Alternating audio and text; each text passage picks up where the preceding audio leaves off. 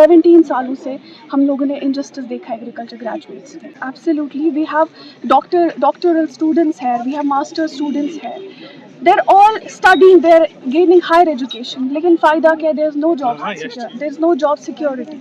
Everyone is getting under these draconian laws and everyone is getting depressed day by day. एक job security होनी चाहिए हर किसी को। Like अगर हम इतना स्किल्ड हैं, अगर हम एक प्रोफेशनल डिग्री में हैं, we have the right to have a job security, we have a right to have a job.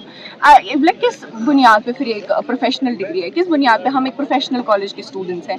तो वी एक्चुअली हमारी एक यही डिमांड है कि जो एक इनजस्टिस हुआ है SRO 442 के तहत, वो एक डिसॉल्व हो जाए और like we will have our own post, gazetted, non-gazetted, and that's all what we want.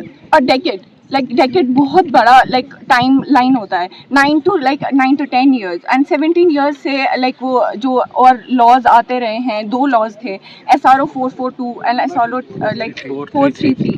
तो these are the things, बहुत बड़ा गैप है between ये, and they have to fill it, there is no the other option to them.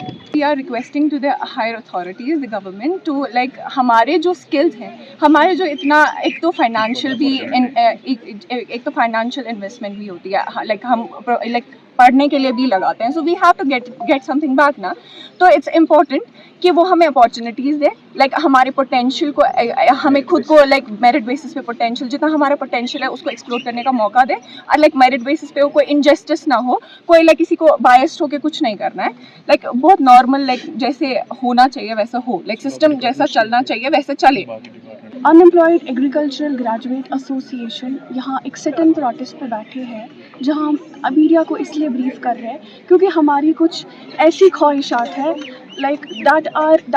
We have seen injustice in all these years.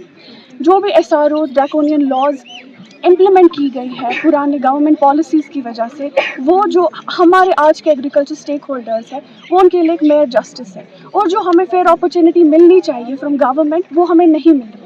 तो आज जो हमारे इस प्रोटेस्ट का मकसद है वो यही मकसद है कि हम गवर्नमेंट को पहुंचाए अपनी बात। जी हम बहुत जगहों पर गए, बहुत हायर अथॉरिटीज़ तक गए, लेकिन हमारी तरफ उनकी तरफ हमारे लिए कोई अच्छा रुझाव नहीं था। They do not help us in any way, they do not call us, they do not take us as stakeholders. They are very disheartened by the government. They are like, क्या फ़ायदा है इतनी तालीम हासिल करने का जब आगे हमारे पास एक जॉब की है जो हमें आगे कल को हेल्प करे। We are investing so much money in studying, and ultimately everybody wants a job. A job security is a must, लेकिन वो है नहीं वहाँ available. The future is dark for every one of us. We are very hopeless right now.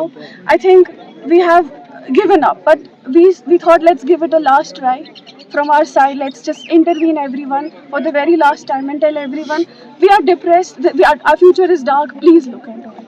है हमारी higher authorities है, principal secretary साहब है, LG साहब है, हमारे होम मिनिस्टर साहब है, सब जो भी हमारे हायर अथॉरिटीज़ है जो इंटरवीन करके हमारी कुछ मदद कर सकते हैं, हम उन सबसे गुजारिश कर रहे हैं कि please look into the matter and इन ड्रैकोनियन लॉज को आप हटा दीजिए।